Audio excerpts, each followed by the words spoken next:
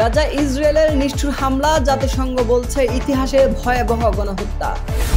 জুলাই সনদ ছাড়া নির্বাচনে যাবে না এনসিপি, জানালেন নাহিদ ইসলাম। এবং ন্যায় বিচার প্রতিষ্ঠা, ইসলামী শাসনের মূল ভিত্তি, আফগান আমির হেবাতুল্লাহ আকুন্দজাদা।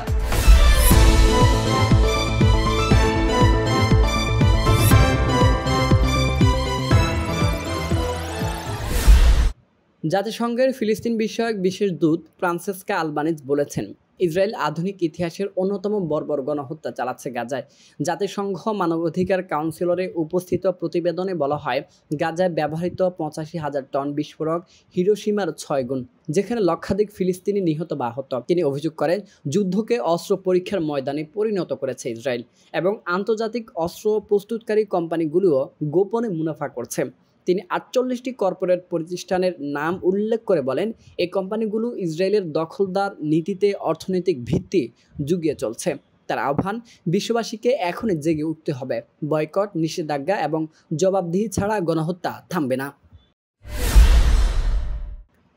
জুলাই সনদ বাস্তবায়ন ছাড়া জাতীয় নির্বাচনে অংশ নেবে না জাতীয় নাগরিক পার্টি এনসিপি, এমন ঘোষণা দিয়েছে দলের আহ্বায়ক নাহিদ ইসলাম।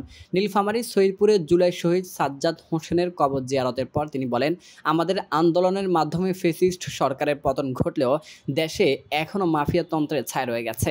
তিনি জানান, জুলাই পদযাত্রা উত্তরাঞ্চল থেকে শুরু হয়েছে এবং শিগগিরই দেশব্যাপী ছড়িয়ে পড়বে। তার ভাষায়, ঢাকা কেন্দ্রিক উন্নয়নের দিন শেষ, আমরা সমগ্র বাংলাদেশ নিয়ে ভাবি। জাতীয় আন্দোলন সফল করতে হলে জনগণের দাবির প্রতি রাজনৈতিক দলগুলোর সম্মান দেখাতে হবে।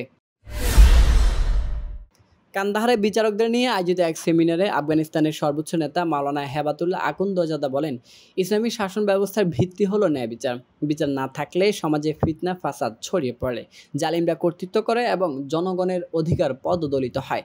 তিনি উল্লেখ করেন, রাসূলুল্লাহ সাল্লাল্লাহু আলাইহি ওয়াসাল্লাম বিচার করতেন, শরীয়তের আইন বাস্তবায়ন করতেন। বিচারকদের দায়িত্ব স্মরণ করিয়ে দিয়ে তিনি বলেন, আল্লাহ সন্তুষ্টির জন্য কাজ করুন, বিচার প্রক্রিয়ায় পক্ষপাতহীন থাকুন এবং অভিজ্ঞতা লিখে ভবিষ্যৎ প্রজন্মকে উপকৃত করুন। তিনি আরও আহ্বান জানান, নতুন প্রজন্মের বিচারক তৈরিতে অভিজ্ঞ আলেমদের ভূমিকা নিতে হবে, বন্দীদের প্রতি সহানুভূতিশীল হতে হবে এবং বিচার ব্যবস্থার মাধ্যমে ইসলামী শাসন ব্যবস্থার ভিত্তি মজবুত করতে হবে।